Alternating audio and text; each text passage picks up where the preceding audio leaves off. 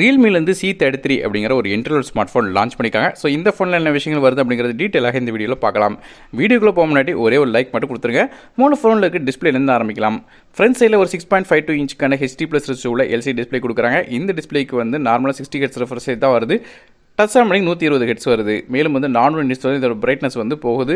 Screen to body ratio அப்படி பார்க்கும்போது 88.7% வருது. இது நார்மலாக வாட்டர் ஆஃப் நாச் டிஸ்பிளேயாக வருது. ஸோ டிஸ்பிளேயோட குவாலிட்டி ஆவரேஜ் தான். இந்த பிரைஸ் பாயிண்ட் பார்க்கும்போது இது ஓகே. மற்றபடியாக இந்த ஃபோனோட ப்ராசர் அப்படின்னு பார்க்கும்போது இதில் யூனிசோக்கோட T612 அப்படிங்கிற ஆக்டோகோர் சிப்செட் கொடுக்குறாங்க. இது 1.82 GHz ப்ராசராக வருது. ஸோ பேசிக்காக பெர்ஃபார்மன்ஸ் எப்படி கேட்டிங்கன்னா ஆப்ஸ் ரன் பண்ணிக்கலாம். மற்றபடியே மல்டி டாஸ்கிங்கோ ஹெவியான ஆப் யூசேஜோ இல்லைனா ஹெவியான கேம்ஸ்க்கோ செட் ஆகாது.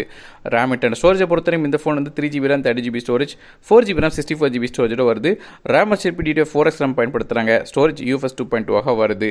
மேலும் மைக்ரோ SD கார்டு சப்போர்ட்டும் இருக்குது. டெடிகேட்டட் சிம் செட்டை தராங்க. ஆனால் 2 சிம் கார்டும் ஒரு மைக்ரோ SD கார்டும் ஃபோன் அட் டைமில் யூஸ் பண்ண முடியும். இந்த ஃபோன் Android 12 OSல Realme UAS எடிஷனில் ரன் ஆகுது.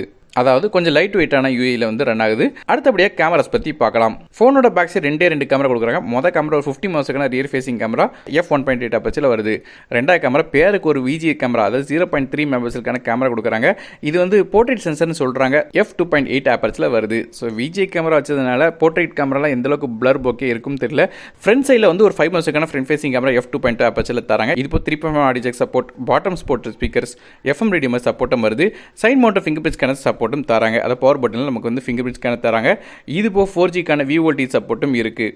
இந்த ஃபோனில் 5000 mAh பேட்டரி 10 வாட் சார்ஜிங்கோட வருது. இந்த ஃபோனோட கலர்ஸ் அப்படின்னு பார்க்கும்போது நமக்கு aqua blue, night sea, sandy gold அப்படிங்கிற 3 கலர்ஸ் வருது. இதோட விலை அப்படின்னு பார்க்கும்போது 3GB RAM 30GB ஸ்டோரேஜ் விலை 8999க்கும், அதே 4GB RAM 64GB ஸ்டோரேஜ் விலை 9999 அப்படிங்கிற விலையில் விற்கிறாங்க.